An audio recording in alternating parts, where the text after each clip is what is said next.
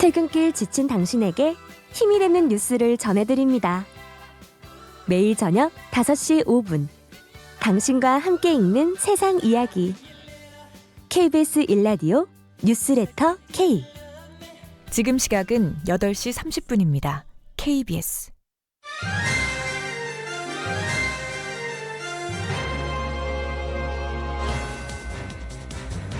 집회 현장에 나가봤어요. 어린 친구들도 많았고 처음엔 정말 나라가 걱정되는 암울한 마음으로 나갔는데 응원봉에 인형을 들고 있는 사람들 모습을 보니까 웃음이 나더라고요. 그래도 다시는 이런 집회를 해야 하는 상황이 안 왔으면 좋겠어요. 감동적인 느낌도 들었는데요. 그 안에서 모두가 원했던 건 나라가 바로 서는 것, 진짜 그 이상도 이하도 아니었거든요. 제가 64년생이니까 우리 세대는 알죠. 전두환이 그거 했을 때 치르탄 뿌리고 그냥 얼마나 무서운 거예요, 이게요. 상상도 못했어요, 그냥. 덜덜 떨었다니까요, 그냥. 구속되기 전하고 후하고 온도 차이가 많이 나는 것 같아요. 지금은 이제 어느 정도 이제 끝났다 생각이 드니까 조금 수그러든 것은 사실이에요. 근데 이게 하루 이틀 사이로 이게 쉽게 끝나면 얼마나 좋겠어요, 그냥. 지금 서로가 지금 그냥 뭐 국회의원들이 그냥 여기서 밀고 저기서 밀고 그냥 민생은 뒷전이고 이 서민들이 볼 때는 그냥 서로가 줄달리기 하는 것 같아요, 그냥. 안녕하십니까. 페트롤 전북의 함윤호입니다. 불안한 전국 속에 계속되는 경기 침체까지 엎친 데 덮쳐 민생의 어려움이 큰 상황에서 설 연휴를 맞았습니다. 이런 와중에도 설 연휴 첫날인 지난 토요일엔 윤석열 퇴진을 촉구하는 깃발의 행렬이 광장을 가득 메웠습니다. 어제는 헌정사상 처음으로 현직 대통령이 구속 기소됐다는 소식이 들려왔죠. 검찰이 윤 대통령에게 적용한 혐의는 내란 우두머리 혐의입니다. 법의 심판대에 선 대통령, 앞으로 열릴 재판 과정에 온 국민의 이목이 쏠릴 것으로 보입니다. 자, 대체 공휴일인 오늘 우리 지역 흐리고 비가 내리거나 눈이 지금 내리고 있는 상황입니다. 현재 진안과 무주, 장수, 남원에 대설주의보가 내려져 있고요. 어제부터 오전 6시까지 내린 눈의 양은 무주 덕유산 2.9cm, 남원 뱀사골 2.7, 장수 2.6, 남은 연휴 동안 대부분 지역에 많은 눈이 내릴 것으로 예보되어 있는 만큼 교통 안전 등에 각별한 주의가 필요하겠습니다. 날씨처럼 전국도 경제도 불안정하지만 그럼에도 서로에게 복을 빌어주는 설 연휴 되길 바라시면서 1월 27일 월요일 페트롤 전북 시작합니다. 오늘 아침 전북권 뉴스 살펴보겠습니다. 무안국제공항에서 발생한 제주항공 여객기 참사 이후에 철새 두레지에 들어설 예정인 새만금 국제공항의 조류 충돌 위험성을 둘러싼 논란이 뜨겁다는 내용. 전북특별자치도에 본사를 둔 주식회사 제일건설의 지난해 부도 처리 이후에 지역 내 1000세대에 달하는 입주민들이 하자 보수 처리 문제와 중도금 부담을 고스란히 떠안게 되었다며 채권 금융기관을 상대로 대책 마련을 촉구하고 나섰다는 기사. 오는 3월 5일에 실시되는 전국동시 새마을금고 이사장 선거와 관련해 전북 선관위가 2명을 불법 선거운동 등의 혐의로 경찰에 고발했다는 내용. 셔틀콕 복식의 전설 김동문 원광대 교수가 대한배드민턴협회장에 당선됐다는 소식. 어제 오후 5시쯤 완주군 봉동읍의 한 아파트 2층에서 불이 나 진화됐으며 이 불로 60대 남성이 화상을 입어 비영원으로 치료 중으로 경찰과 소방당국은 충전 중인 전동 퀵보드에서 불이 시작된 것을 보고 경위를 조사 중이라는 기사. 경찰은 지난 25일 오전 6시 23분쯤 전주시 덕진구의 도로에서 횡단보도를 건너던 50대 B씨를 치어 숨지게 한 혐의로 50대 버스기사 A씨를 불구속 입건했다는 기사였습니다. 오늘 아침 전북권 뉴스였습니다. 페트롤 전북은 유튜브를 통해 실시간 생중계해드리고 있습니다. 다시 보기도 가능하죠. 많은 의견과 제보도 해주시길 바라겠습니다. 자, 월요일은 전북의 정치 현안 짚어드리는 시간. 오늘 두 분과 함께하겠습니다. 먼저 프레시안 전북본부의 박경훈 국장님 어서 오십시오. 예, 반갑습니다. 예, 구석대교 홍석빈 교수님 안녕하십니까? 네, 안녕하세요. 예. 자, 두 분도 새해 복 많이 받으시고요. 우리 애청자 여러분들도 새해 복 많이 받으시길 바라겠습니다. 설 연휴에 밥상의 민심을 살펴보는 자리가 많은데요. 계엄 이후의 탄핵 정국 속에서 현재까지 상황도 이 정치적 불확실성뿐만 아니라 민생 경제의 어려움 속에서 많은 말씀들 하실 것 같습니다. 박경웅 의원님. 예. 모처럼 이 지역구를 찾은 전북 정치인들이 이 재래시장에서 만난 민심은 굉장히 엄격하고 혹독했습니다. 예. 이 경제가 너무 힘들다, 이 민생을 챙겨달라라는 이 아우성이 있었고요. 또 이 대통령 탄핵에 따른 전국 혼란, 이 조속히 좀 해결해 달라 이런 이야기가 있었습니다. 안호영 국회의원의 경우는요, 이 먹고 살기가 너무 힘들다는 고통이 전통시장에 가득했다, 뭐 이렇게 민심을 전했습니다. 또 이원택 민주당 전북 도당위원장도 민생 안정이 시급함을 느꼈다. 이 정치권이 적극 나서겠다 이렇게 이야기를 했는데요. 예. 사실 이 내수와 소비 침체 굉장히 심각한 문제이지 않습니까? 이 자영업자나 소상공인들 하루하루 사는 게 전쟁이다. 뭐 이런 이야기가 나올 그렇죠. 정도지 않습니까? 실제로 이 중소기업 중앙회가요, 이 전라북도 기업을 포함해서 전국의 한 800개 기업을 대상으로 전반적인 자금 사정이 어떻느냐 이렇게 설문조사를 해보니까 이 33% 그러니까 응답 기업의 3개 중에 하나는 작년 설 때보다도 어려웠다. 그러니까 작년에도 굉장히 어려운 상황이었는데 작년보다 더 어렵다 이렇게 이야기를 했습니다. 이 두 번째 민심은 역시 이제 탄핵 국면이다 보니까 이 대통령 탄핵 이 전국에 대해서 언제까지 이렇게 우리가 혼란스럽고 불안하게 가야 할 것이냐, 하루빨리 전국이 안정이 됐으면 좋겠다 이런 민심이었는데요.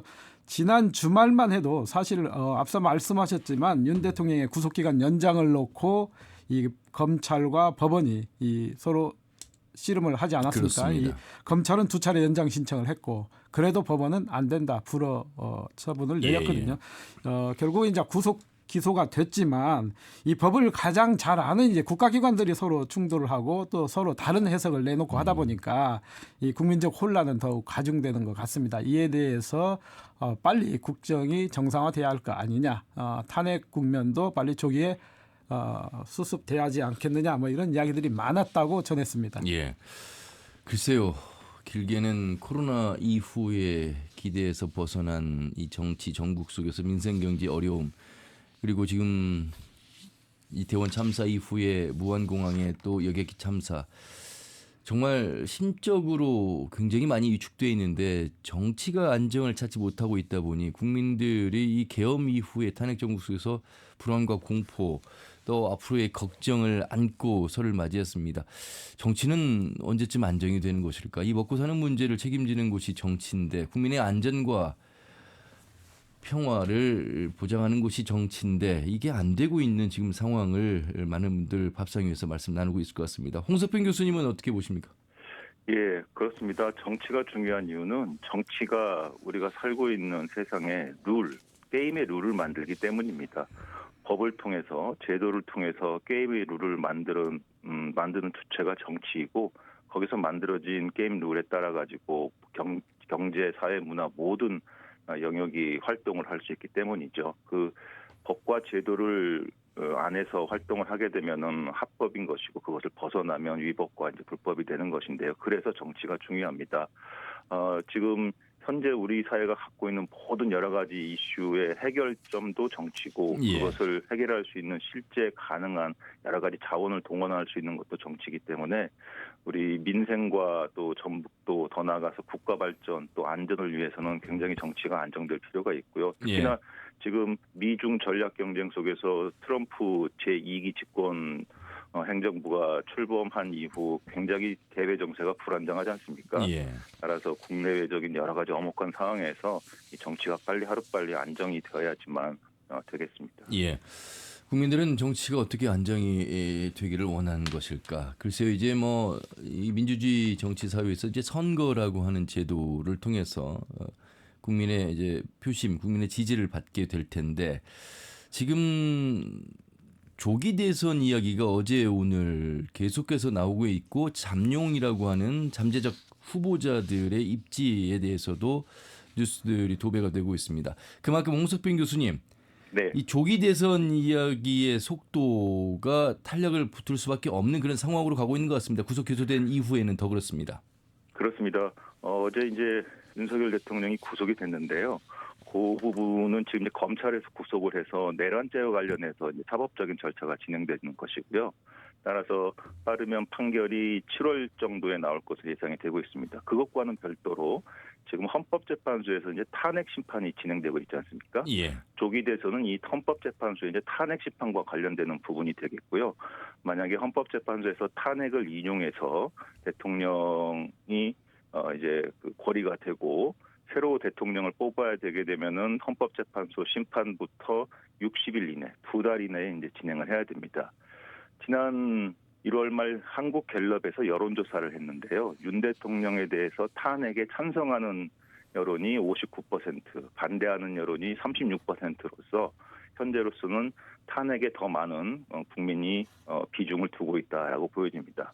예.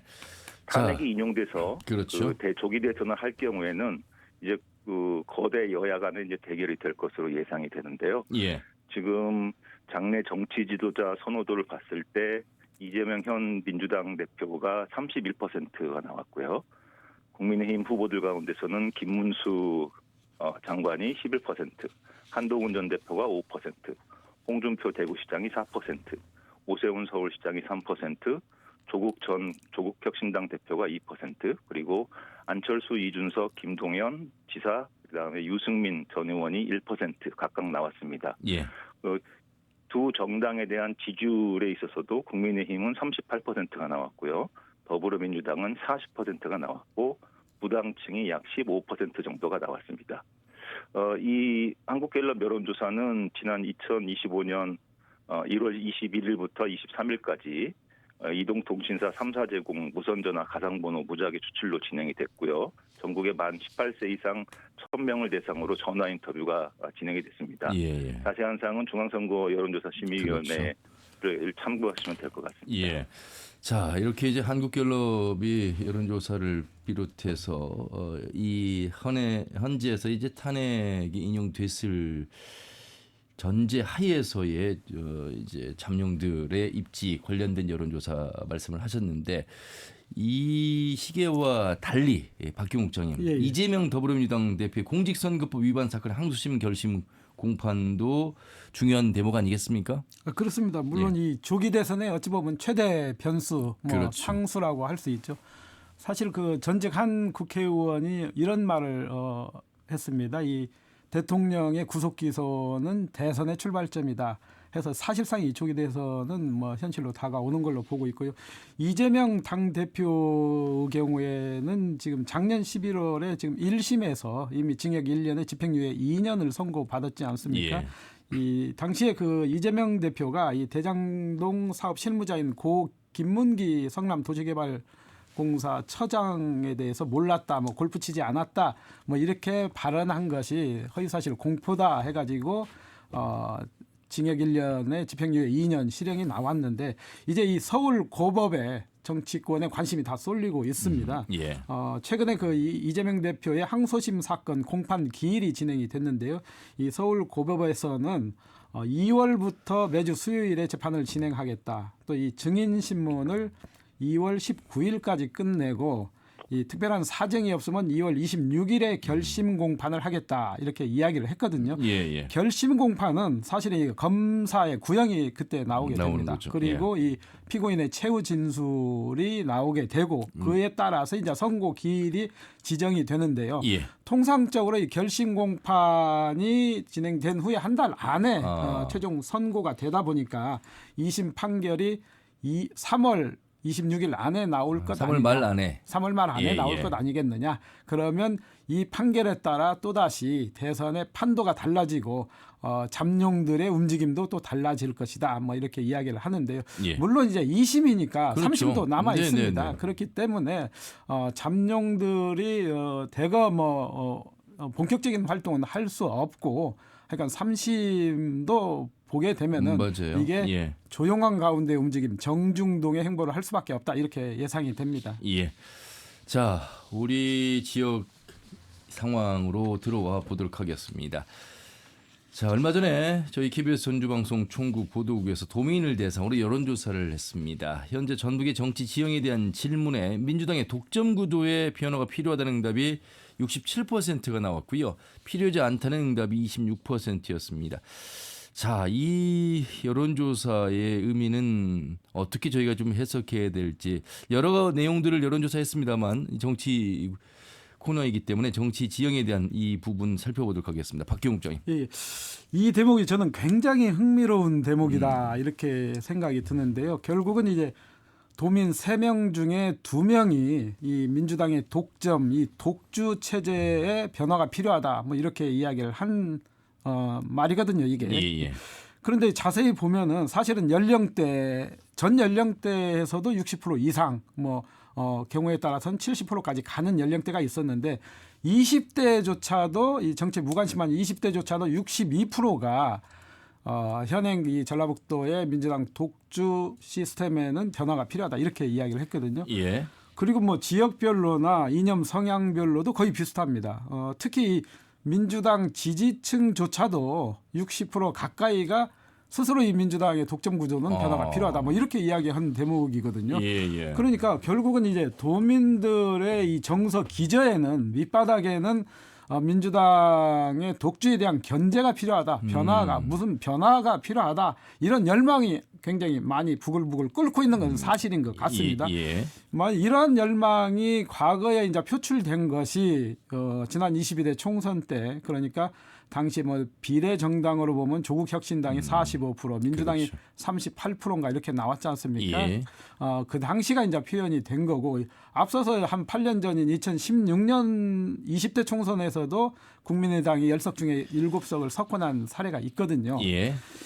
그러면 왜 이게 이 민주당 텃밭에서 변화를 요구하는 목소리가 이렇게 70%에 가까운가? 예. 이것은 결국은 이 독점 구도의 폐해들 그러니까 이 선거 때만 반짝 민심에 청취하고 선거가 끝나면 이 아나무인인 어떤 지방 의원들 기초 단체장들의 문제 이런 것을 염두에 둔 것 아닌가 이런 생각이 듭니다. 자, 그 현재 현황만 놓고 말씀을 드려볼게요. 일단 일당 독점 구도가 사실관계를 확인해드리면 10명의 국회의원은 다 민주당이고요. 그렇습니다. 40명의 도의원 중에 37명이 민주당이고요. 전주시의회가 35명 중에 30명이 민주당입니다. 물론 그렇습니다. 분산 다른 지자체 의회로 가더라도 마찬가지인데 그리고 이제 자치단체장 대부분이 도지사를 비롯해서 민주당의 출신들이 현역을 지금 차지하고 있기 때문에 일단 독점은 맞다고 봐야 됩니다. 그렇죠? 그렇습니다. 이게 정치적으로 이 독점이다라는 게 의석 100%를 다 가져가는 게 독점이 아닙니다. 예.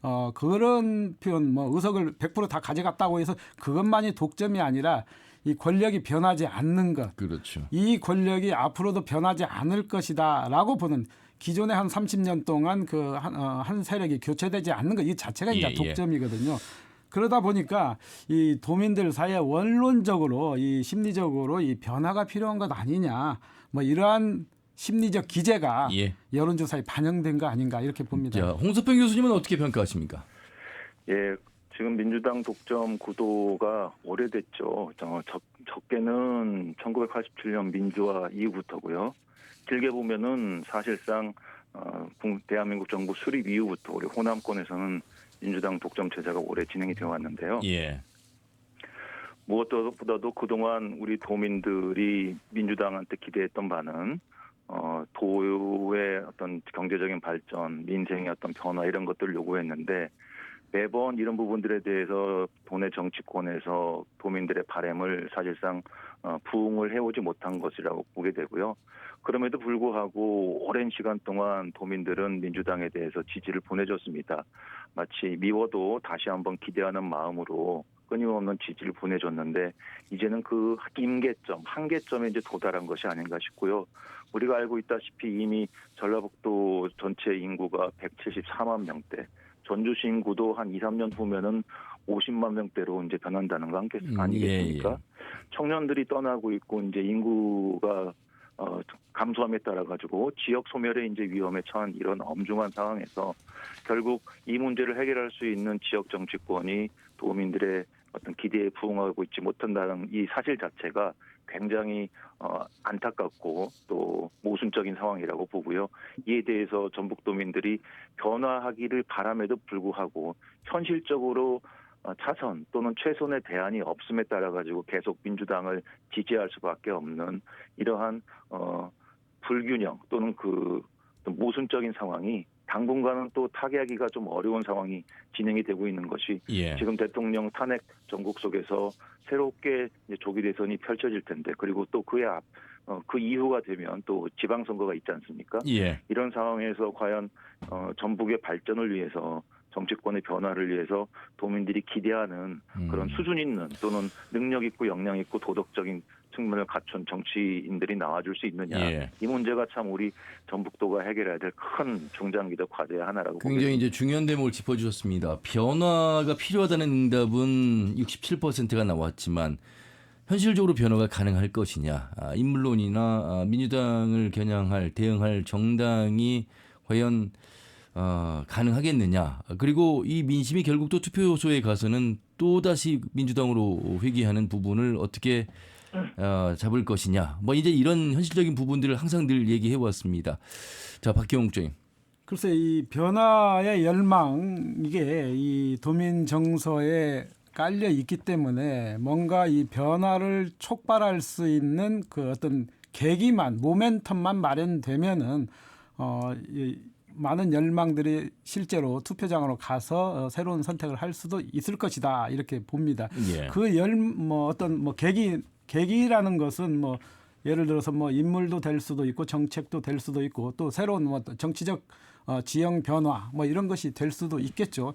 사실 뭐 지난 총선만 해도 국회의원 10명에게 평균 한 80% 정도의 그렇죠. 지지율을 보내줬거든요. 예. 그런 반면에 경고 옐로 카드를 꺼낸 것은 뭐 비례정당 지지율로는 조국 혁신당이라 45%를 몰아줬거든요. 예. 이러한 것은 결국은 앞서 우리 홍 교수님 말씀대로 이 더 좋은 선택이 있다면은 주민들이 이 지역민들이 더 좋은 인물이나 아닌 정책적 정당으로서 더 좋은 선택이 있다면 언제든지 바뀔 수 있다 이런 것을 보여주는 시그널이라고 볼 수 예. 있습니다. 사실 안철수 국민의당 시절에 10석 중에 7석을 가져간 우리 지역에서는 그렇습니다. 그렇기 때문에 그 모멘텀이라는 게 분명히 있기만 하면 예, 가능하다. 예. 그리고 그 욕구를 바라는 응답률이 67% 나왔다. 이렇게 좀 연결 지을 수 있을 것 같습니다. 자, 그렇다면 현실적으로 그런 부분이 어떻게 만들어질 것인가는 더 많은 이제 노력들이 필요하겠습니다만 홍석평 교수님. 네. 그래서 이제 지지하는 정당이 어디인가 이게 또 중요하지 않겠습니까? 그렇습니다. 우리 전북자치도민들이 지금 지지하는 정당은 첫 번째 정당은 일단 민주당으로 되어 있고요. 그 다음으로 지지하는 정당이 이제 조국혁신당입니다. 이번 KBS 조사에서 볼 때 지지하는 정당에 대한 물음에 있어서 민주당이 57%가 나왔고요. 조국혁신당 14%, 국민의힘 12%, 개혁신당 2%, 진보당 1% 순이었습니다. 7달 전 여론조사 때와 비교하면 민주당은 5%포인트가 올라갔고요. 국민의힘도 4%포인트가 올라갔습니다. 탄핵 정국에 따른 그 집결, 표심액 집결의 반영 결과가 아닌가 보고요. 반대로 조국혁신당은 5%포인트가 떨어졌고요. 개혁혁신당도 1%포인트가 떨어졌습니다. 민주당은 연령층이 높을수록 지지율이 높았고 조국혁신당은 60대에서 국민의힘은 20대 이하에서 상대적으로 높은 지지를 보였습니다. 최근에 이 윤 대통령 탄핵과 관련해서 이 전반적으로 2030 세대의 보수와 이런 문제에 대해서 우리가 얘기를 하고 있는데 우리 지역에서의 조사에서도 20대 이하에서 상대적으로 국민의힘 지지가 높았다는 것이 하나의 특징적인 요소 가운데 하나일 것 같습니다. 예. 자, 이번 여론조사는요. KBS 전주방송 총국이 한국 리서치 의뢰했고요. 2025년 1월 17일부터 18일간 이틀간 진행이 됐습니다. 전북 특별자치도에 거주하는 만 18세 이상 남녀 3개 통신사에서 제공된 휴대전화 번호를 이용했고요. 표본 크기는 1000명입니다. 피조사 선정 방법, 성, 연령, 지역으로 충화된 가상번호 내 무작위 추출, 응답률은 15.4%, 무작위 추출을 전제할 경우에 95% 신뢰 수준에서 최대 허용 플러스 마이너스 3.1%포인트, 면접원에 의한 전화 여론조사 방식을 이용했습니다. 자세한 내용은 중앙선거여론조사심의위원회 홈페이지를 참조하시면 되겠습니다. 자, 박기웅 장님. 예. 지방자치단체장 선거는 총선과는 많이 다릅니다.